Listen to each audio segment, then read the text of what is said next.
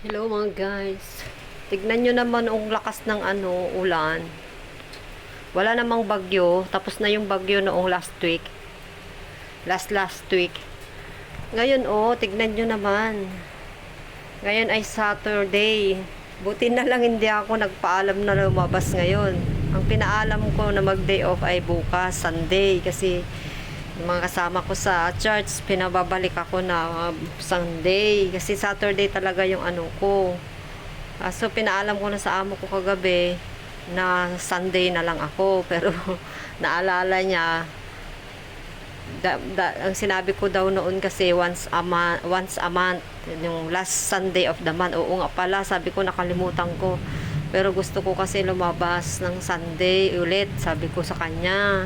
Kasi wala na yung kaibigan ko, umuwi na, tapos na siya ng kontrata. Ewan ko kung kailan siya babalik. Sinabi ko na lang ganon. Totoo naman na wala akong kasama sa Saturday. Umuwi na yung kasama ko, pero babalik siya. Matagal pa. Ayan, ang lakas ng ulan mga guys. Kakaalis ulit yung amo ko. Bumalik sila kahapon. Dumating sila kahapon. Aalis na naman pala sila. Kala ko dito na sila diretso hanggang sa pasukan. Naku, tinanong ko yung kung kailan ba malapit na pala yung school nilang bata. Sabi ko yung klase nila. Sabi ko coming soon. Sabi ko ay ano pala. Sabi ko August second week. Sabi ko is it? Sabi ko hindi daw. September pa daw. Nge, tagal pa pala. Sabi ko ayan guys. Kaya pala magti-trip na naman daw sila. Kala ko may klase lang sila na aalis kasi sabi niya kagabi may klase daw yung bata ng 8:30. Ngayon sabay-sabay naman silang umuwi kasama nung lalaki. So pinag-prepare ko sila ng breakfast. Sabi niya mag-prepare ka na lang bukas ng breakfast namin kung hindi ka aalis. Sabi niya mag-holiday. Pero sabi ko sa kanya, yes, okay lang, sabi ko. Pero kung ayaw mo na kailangan mo ako ng Sunday, pwede mo naman ako sabihan. Kung time na gusto mo na mag-Saturday pa rin ako minsan, okay lang sa akin. Sabi ko, sabi niya, okay, is magsasabi na lang daw kung kailangan niya ako ng Sunday. At Saturday daw ako mag-day off. So, ganun na lang, yung give and take kami dalawa. Ang lakas ng ulan guys, kanina pa umaga na paggising ko, pagbangon ko umulan na. Ewan ko lang kagabi kasi tulog naman na ako. Ayun, alas 9 na ngayon guys, 9:15. Umalis sila kanina 8:30 ba? 8:30. Bit-bit nila yung mga bag nila kasi yung mga lagayan ng tatchikis, yung mga tatchikis, yung traveling bag, ano ba yon?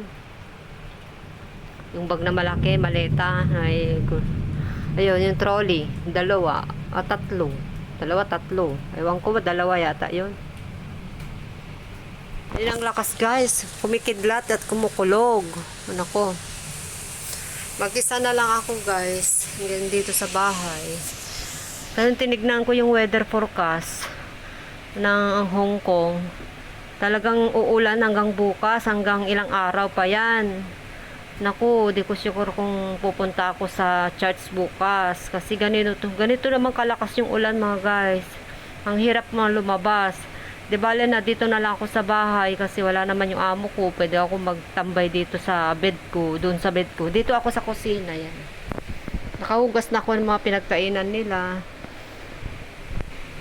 Dito na lang ako sa bahay, hindi na ako lalabas. Magtambay na lang ako sa bed ko.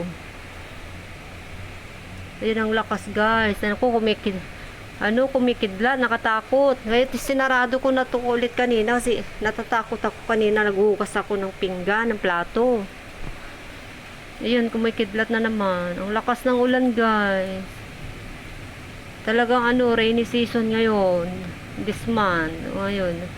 August, September, tapos malapit na naman ng winter, taglamig. So, hindi na ako magtatagal guys kasi natatakot ako dito sa kidlat. Ayun, ang lakas ng kulog. Ayun yung sa baba namin. O yung mga puno. Oh.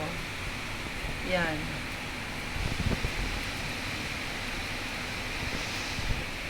Patakot.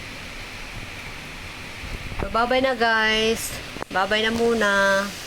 Magluluto ako ng ampalaya. Yan. Ang ulam ko. Lagyan ko ng itlog mamaya.